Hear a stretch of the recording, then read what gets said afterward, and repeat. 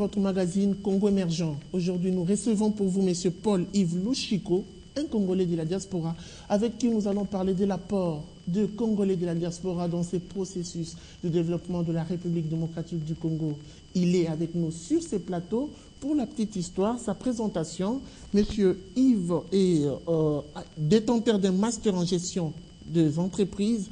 Il a également un diplôme en expertise comptable. Il est également consultant à l'ANAPI. Il est conseiller financier des petites et moyennes entreprises. Et en plus, il est expert fiscal. Monsieur Paul, bienvenue. Merci. Merci, M. Chungu. Alors, première question. Vous êtes Congolais de la diaspora. Vous le savez sans doute bien que la RDC est résolument tournée vers la révolution de la modernité que prône Joseph Kabila Kabange. Et comment est-ce que la diaspora congolaise doit-elle s'impliquer dans ces processus de développement du pays? Ok, merci beaucoup M. Chungu pour la parole. En fait, on doit d'abord expliciter les concepts de la diaspora. Vous savez, les gens ont tendance à confondre. Donc la diaspora congolaise, c'est toute la communauté congolaise établie à l'étranger. Parce que les gens pensent qu'ici au Congo, que la diaspora, c'est seulement celle qui vient de l'Europe ou de l'Amérique ou de l'Asie. Ça peut aussi être un Congolais qui vient du Congo d'en face. Donc c'est ça ce que je voulais préciser sur le concept de la diaspora. Voilà, donc au point de vue de l'apport, il y a beaucoup de points que je peux expliciter. Mais je crois, vu le temps qui nous est imparti, je vais résumer ces apports en trois grandes catégories. Oui. Premièrement, il y a le transfert de savoir et de savoir-faire. Vous savez, dans les universités congolaises et les instituts supérieurs de commerce ou pédagogiques, il y a plein de Congolais de l'étranger qui viennent dispenser des cours dans les branches spécialisées, comme la comptabilité, la fiscalité, comme l'économie, par exemple.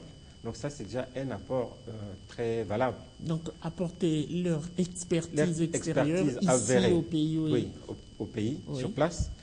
Il y a le deuxième point, c'est l'entrepreneuriat. Vous savez, la plupart des Congolais qui viennent de l'étranger, ils ont toujours dans leur esprit cette initiative d'entreprendre quelque chose au pays, d'entreprendre une unité de production génératrice de revenus. Oui. On peut voir, par exemple, dans les transports, dans le secteur de l'hôtellerie, et même dans les médias. Vous voyez, Télé 50, c'est le produit de la diaspora, Jean-Marie Kassamba. Oui. C'est un gars de la diaspora. Télé 7, la DG, c'est M. Freddy Moulumba, c'était un ancien de la diaspora. Oui. J'étais avec lui en faculté d'économie à la faculté de Mons. Donc l'investissement. L'investissement dans le transport, dans l'hôtellerie, dans les médias, dans la construction, dans l'import-export. Donc ça, c'est le deuxième point. Le troisième apport, par exemple, on peut parler ça, on ne le dira jamais assez, le transfert des fonds. Vous savez, la communauté congolaise de l'étranger apporte un grand soutien financier au pays. Donc chaque jour qui passe, il y a un Congolais de l'étranger qui envoie de l'argent pour sa famille, pour soutenir sa famille, pour réaliser une petite activité productrice de revenus. Et cet apport financier aide la population congolaise à augmenter son pouvoir d'achat et aussi à assumer son autonomie financière. D'accord. Oui. Dites-nous, qu'est-ce qui fait à ce que alors cette diaspora n'arrive pas à se faire sentir ici en RDC? C'est parce que le gouvernement ne leur facilite pas la tâche de venir investir, ou c'est parce que le climat des affaires dans notre pays n'est pas, je dirais, adéquat? Non, je ne pense pas qu'on puisse incriminer le climat des affaires, parce qu'avec le processus de l'OADA, le Congo a intégré l'OADA, donc le climat des affaires est en train d'être normalisé. Ça, ce n'est pas un problème. Le grand problème réside dans le fait que la diaspora congolaise n'est pas structurée, j'allais dire. Elle n'est pas organisée. Elle est un peu éparpillée. Donc, vous voyez, une force qui est éparpillée ne peut pas être une force qui peut compter, n'est-ce pas? Donc, c'est pour cela, d'ailleurs, qu'il y a eu un plaidoyer. Dans le temps, j'ai parlé avec le professeur, comment il s'appelle, Jean-Francis Mbala, on avait fait un projet pour les Congolais de l'étranger pour pouvoir faire un plaidoyer à envoyer au gouvernement congolais pour pouvoir installer ou créer une structure officielle qui pouvait réunir tous les Congolais de l'étranger. Cette même diaspora accuse le gouvernement congolais de leur offusquer le passage et de leur rendre un très mauvais service. Est-ce que ce n'est pas une raison de plus qui fait qu'ils restent réticents? Non, je ne pense pas que la diaspora est réticente à ce point de vue. En fait, qu'est-ce qu'il y a? Il y a une certaine incompréhension entre la diaspora et la patrie, et la mère patrie. Donc, pour établir ces dialogues et concertations avec la diaspora, je pense qu'il est judicieux. Et même le président Joseph Kabila en a parlé. Il a tendu la main à la diaspora plusieurs fois. Et il a parlé de l'ouverture politique, non seulement pour la diaspora, mais pour aussi les opposants, pour tous les Congolais qui aiment ce Congo, qui ont l'amour de ce pays, qui veulent participer à la reconstruction. Alors, le chef de l'État a déclaré cette année du social. Oui. Nous parlons en termes de cette valeur pour le chef de l'État, le social des Congolais. Quelle doit être la valeur, je dirais, ajoutée de la diaspora sur l'amélioration du social des Congolais? L'élément nouveau que cette diaspora peut apporter.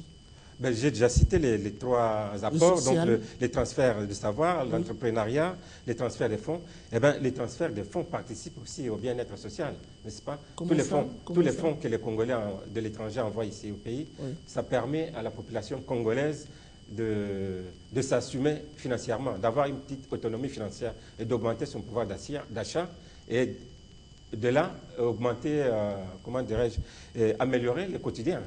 Et vous, personnellement, comment est-ce que vous êtes impliqué dans cette démarche? Ben, moi, pour le moment, je ne suis pas tout à fait stabilisé au pays. J'ai fait encore la navette entre la RDC et mon pays d'accueil, qui est le Grand-Duché de Luxembourg. Mais en fait, j'aimerais absolument lancer ici un appel vibrant à toute la diaspora congolaise, au-delà des clivages politiques, de pouvoir venir s'impliquer dans ce processus de développement de la RDC. Parce que ce processus, le président de la République l'a répété à plusieurs reprises, ce processus n'exclut pas les Congolais, quelle que soit son appartenance politique ou ethnique. Vous voyez, tout le monde qui peut contribuer à quelque chose au pays est appelé à venir sur place pour pouvoir apporter sa contribution. Condamnez-vous ces Congolais aujourd'hui qui ont changé de nationalité, qui travaillent pour des pays étrangers, vous personnellement? Mais personnellement, non. Je pense que ça peut être une valeur ajoutée pour ces Congolais-là qui ont intégré des structures étrangères, qui peuvent avoir une expérience et qui peuvent avoir une expertise en plus. Et cette expertise peut être favorable, profitable pour le pays.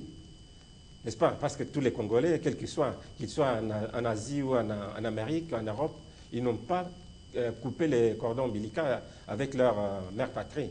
Vous voyez tous les Congolais qui viennent de Chine, qui viennent d'Inde, qui viennent du Brésil, qui viennent de Bruxelles, de Paris. Tous ces gens-là prouvent, en venant dans ce pays, qu'ils ont encore gardé de liens de fraternité, d'amitié avec ce pays. Et les cordons ombilicaux n'est pas coupé pour autant. Tout à fait. Alors dites-nous, en tant que Congolais de la diaspora, quel est ce comportement de la diaspora congolaise que vous déplorez de plus? En fait, il faut stigmatiser une partie de la diaspora négative qui s'exprime par la violence. Vous savez, s'exprimer par la violence, c'est une arme de faible. Quels que soient les motifs invoqués, je pense qu'il faut dialoguer. C'est pour cela d'ailleurs que je soutiens les processus, les plaidoyers en faveur de la création d'un ministère des Congolais de l'étranger qui pourra rétablir le dialogue entre les Congolais de l'étranger et la mère patrie. Parce que ce dialogue est interrompu pendant plusieurs années. Donc il y a une certaine confusion, une certaine incompréhension entre le gouvernement congolais et la diaspora. Donc en instaurant ces ministères de la diaspora, donc des Congolais de l'étranger, on va instaurer un dialogue permanent entre les Congolais et la mère patrie. Et lorsque vous parlez de la violence, vous faites allusion au phénomène Bana-Congo, qui sont des Congolais de la diaspora, qui en font mention. Alors j'aimerais savoir, vous qui êtes tout le temps à l'extérieur du pays, dites-nous quelles sont les raisons, qu'est-ce que ces gens reprochent du gouvernement à partir de là où ils sont?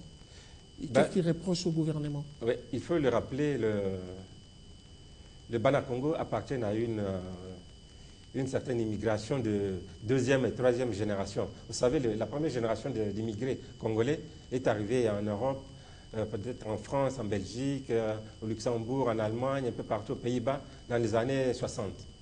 Puis, cette génération a fait des enfants. Alors, la deuxième génération de Congolais qui sont nés sur place, et même la troisième génération, c'est cette génération-là qui pose des problèmes. La première génération des parents qui ont émigré pour besoin de formation ou simplement pour des stages ou pour les études ne pose pas de problème. C'est seulement cette nouvelle génération, de deuxième et troisième génération qui pose des problèmes. Mais encore là, il faut le souligner, ce n'est pas une majorité. Mais ils revendiquent quoi au juste? Parce oui, qu'ils sont là une dans minorité les rues, ils réclament quoi finalement?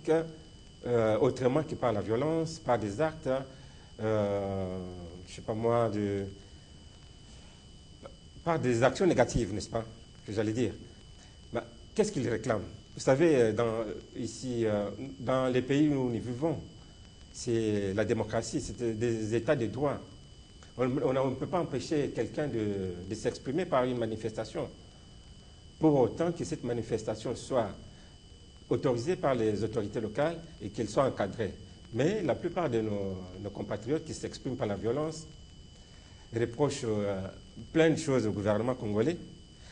Dans tout ce qu'ils disent, 90% des motifs sont infondés.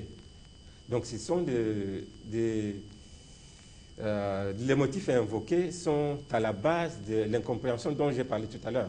Est-ce qu'ils sont soutenus par le responsable de ces pays où ils sont, je dirais, où ils habitent? Ils ont un soutien du gouvernement de ces pays où ils logent, ou bien je dirais, c'est une démarche qui s'est faite de manière individuelle?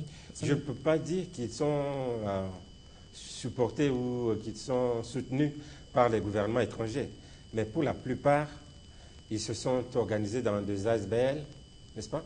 Des associations sans but lucratif, mais qui sont à tendance politique. Donc il y a une main blanche derrière tout ça? Il y a une main blanche derrière. Certaines organisations, certaines forces négatives sont derrière pour pouvoir, je ne sais pas moi, soutenir ces organisations, pour pouvoir faire des actions, pour commettre ces actions vis-à-vis du gouvernement congolais. Alors, est-ce qu'une fois, ne serait-ce qu'une fois, le gouvernement a-t-il déjà contesté ou reproché ces Congolais de ces actes de vandalisme, le gouvernement de l'extérieur de ces pays où ils sont? Ah oui, bien sûr, oui. Donc il y a eu d'ailleurs, si vous avez appris dernièrement, il y a eu beaucoup de Congolais qui ont été interpellés, que ce soit en Belgique, en France ou en Afrique du Sud, ou même en Angleterre.